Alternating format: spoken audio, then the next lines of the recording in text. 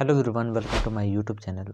आज के इस वीडियो में हम देखने वाले हैं चैप्टर 2 10th क्लास अम्ल क्षार लवण। इसमें हम अम्ल तक देख चुके थे, तो आज हम देखेंगे क्षार, जिसको हम बोलते हैं बेस। तो इसमें हम देखने वाले हैं सबसे पहले क्षार किसे कहते हैं, व्हाट इज बेस। फिर हम देखेंगे क्षार के भौतिक गुण, फिजिकल प्रॉपर्टीज ऑफ बेस। उसके बाद हम देखेंगे क्षार के रासायनिक गुण, केमिकल प्रॉपर्टीज ऑफ बेस। फिर क्षार के प्रकार, टाइप्स ऑफ बेस। उसके बाद क्षार के उपयोग, यूजेज ऑफ बेस। हम देखते हैं क्षारक बेसिस किसे कहते हैं।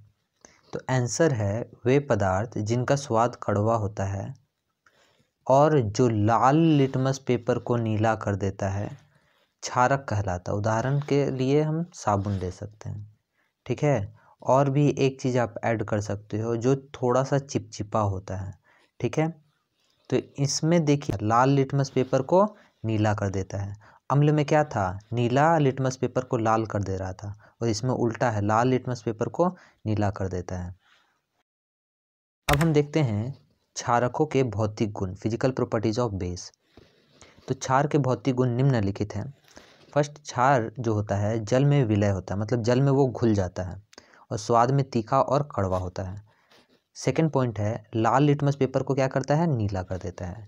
थर्ड, साबुन के समान वो चिकना होता है और वो संक्षारक होता है। जैसे हम अम्ल देखे थे ना, संक्षारक होता है, लोहा को वो संक्षारित करके जंग लगा देता है, जैसे एग्जाम्पल हम लिए थे। तो उसी तरह क्षार भी किसी चीज़ में जंग लगा देता है, क्षार भी संक्षारक परिवर्ती का होता है।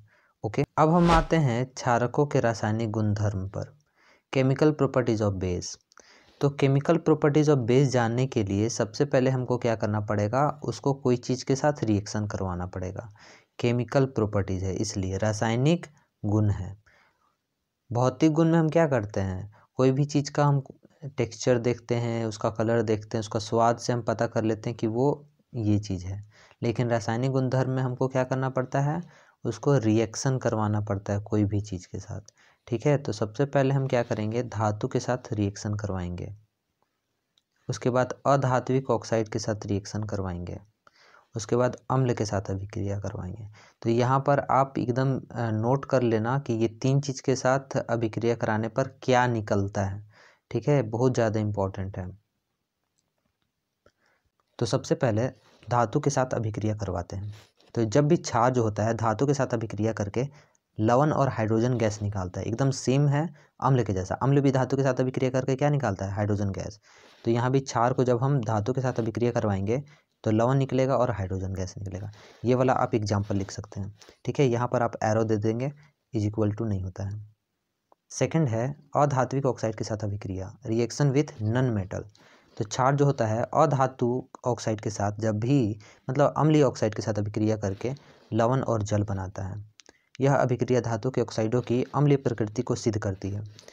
अब हम रिएक्शन करवाते हैं क्षार को अम्ल के साथ। तो क्षार अम्ल के साथ अभिक्रिया करके जल और लवण बनाता है और अम्ल का प्रभाव को नष्ट कर देता है। ओके, यहाँ पर ये उदाहरण आप देख सकते हैं, HCl, NaOH, H2O और NaCl। यहाँ पर HCl है अम्ल, ये है क्षार। तो जब रिएक्शन होगा तो NaCl बनाएगा लवण और इसको जल बनाएगा, ठीक है। तो यहाँ प्रभाव भी खत्म हो गया। तो एग्जाम्पल में जैसे मधुमक्खी और चींटी का डंक में कौन सा अम्ल होता है, मेथनोइक अम्ल होता है, फॉर्मिक अम्ल। तो वो जब काटता है तो हमको क्या होता है, जलन होता है, दर्द होता है। तो दर्द को शांत करने के लिए हम दुर्बल क्षार बेकिंग सोडा का प्रयोग करते हैं, जिसको सोडियम हाइड्रोजन कार्बोनेट बोलते हैं। इससे क्या होता है, जलन कम लगता है। ओके, अब हम देखते हैं क्षारकों के प्रकार, टाइप्स ऑफ बेसिस। तो ये दो प्रकार का होता है, एक प्रबल जिसको स्ट्रॉन्ग बोलते हैं, सेकंड दुर्बल जिसको वीक बोलते हैं। वीक मतलब कमजोर। तो प्रबल में वे क्षारक जो जल में पूर्णतः वियोजित होकर हाइड्रो ऑक्साइड आयन देते हैं, OH देते हैं, प्रबल क्षारक कहलाते हैं। एग्जाम्पल लें KOH, NaOH, BaOH का होल टू आदि। ये वाला एकदम याद रख लीजिएगा। स्ट्रॉन्ग बेसिस में कुछ एग्जाम्पल जैसे KOH, NaOH, BaOH का होल टू। और दुर्बल क्षार में वीक बेसिस जिसको बोलेंगे, वे क्षारक जो जल में पूर्णतः वियोजित नहीं होते हैं, उन्हें दुर्बल क्षार बोलते हैं। और स्ट्रॉन्ग बेस किसको बोलते हैं, जो जल में पूरा तरह से घुल जाता है, ठीक है। उदाहरण के लिए AlOH का होल 3, NH4OH, ठीक है। तो प्रबल क्षार समझ में आया, प्रबल क्षार जो जल में पूरा तरीका से वियोजित हो जाता है, और एग्जाम्पल में ये सब आप याद कर लीजिएगा। और दुर्बल क्षार में क्या, दुर्बल क्षार जल में पूरा तरह से नहीं घुल पाता है AlOH का होल 3 और NH4OH, अमोनियम हाइड्रोक्साइड इसको बोलते हैं NH4OH। तो ये सब आप याद कर लीजिएगा, ये एकदम इम्पॉर्टेंट है। देखते हैं क्षारकों के उपयोग, यूजेस ऑफ बेसिस। तो क्षारकों के मुख्य उपयोग निम्नलिखित हैं। सबसे पहले ये दो ठो याद कर लीजिए, बहुत इंपॉर्टेंट वाला हम लिए हैं एग्जाम्पल में। सोडियम हाइड्रोक्साइड जिसको हम NaOH बोलते हैं, इसका प्रयोग साबुन बनाने में, धवन सोडा जो सरफ होता है ये सब बनाने में होता है, और कागज़ निर्माण, कागज़ बनाने में होता है। कैल्शियम हाइड्रोक्साइड CaOH का होल 2, यहाँ पर 2 लिख लीजिएगा, का प्रयोग होता है चमड़ा उद्योग में, ब्लीचिंग पाउडर बनाने में आदि में किया जाता है। ठीक है, तो क्षारकों का उपयोग भी देख लिए। यहाँ तक क्षारक को हम कंप्लीट कर लिए हैं और क्षारक का लगभग सारा पॉइंट हम डिस्कस कर लिए हैं। तो उम्मीद है कि आपको ये वीडियो बहुत अच्छा लगा हो, सारा पॉइंट आपका क्लियर हो गया हो। अगर कोई भी डाउट हो तो आप कमेंट सेक्शन में ज़रूर पूछिएगा। तो फिर हम मिलते हैं नेक्स्ट वीडियो में।